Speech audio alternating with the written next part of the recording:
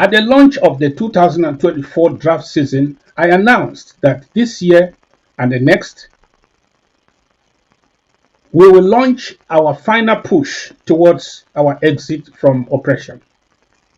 This stage marks the first of the final three stages: the pre-transition, the transition, and the post-transition. And of these, the pre-transition is the most critical. If we falter now, there will be no transition. Success at this stage will define our victory now or victory later. Dear warriors, we have been in the trenches for so long that we may have forgotten why we are here.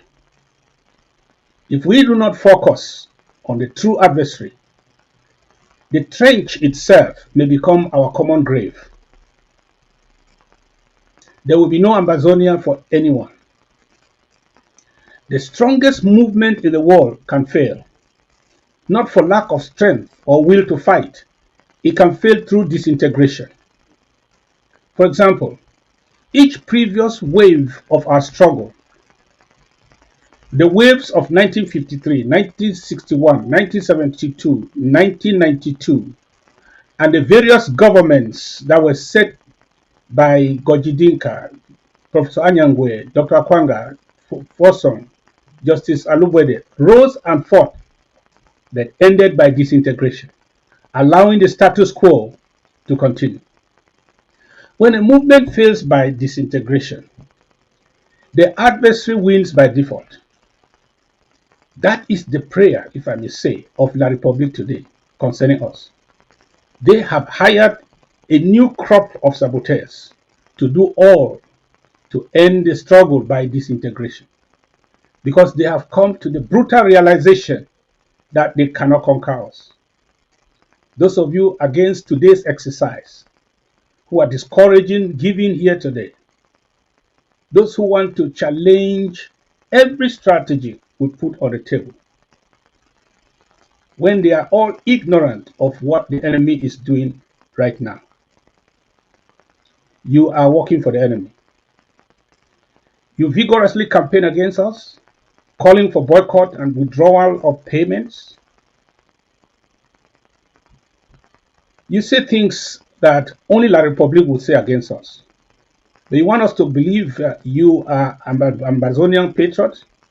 Let me ask these people something. How does withholding any support for Ambazonia help us to win? At this juncture, do we need more money or less? How can we put together a shovel-ready pre-transitional operational plan without resources? And how can we get the resources without mobilization? Why are we fighting the wrong fight?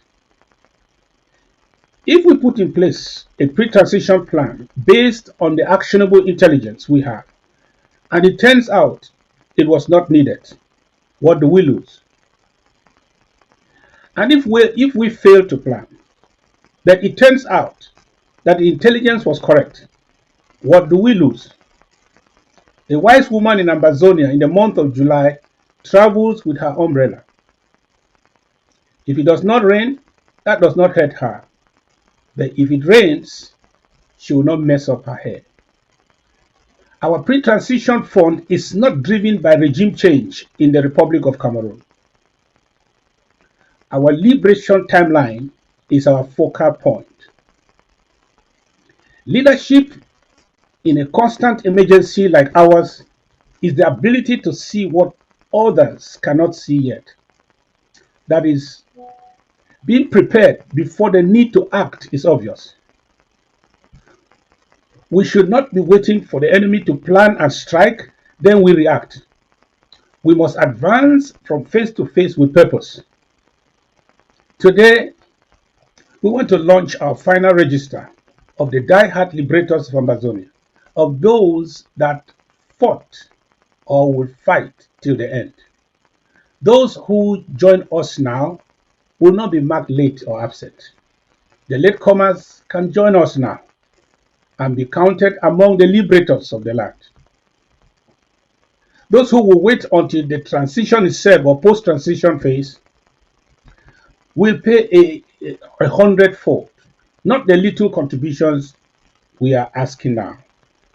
To those focused only on acquiring properties and building their businesses in Amazonia, taking advantage of the war, let me be clear. Any wealth or property gained by anyone who is absent on our registers will be forfeited to the state. They will be converted into state assets shared to our Amazonia State Armed Forces and those who sacrifice a lot to free Amazonia. Let those who want to know the size and scope of the various penalties we are going to levy ask their leaders who will gather soon to draft the most consequential pre-transition plan to birth our nation in America.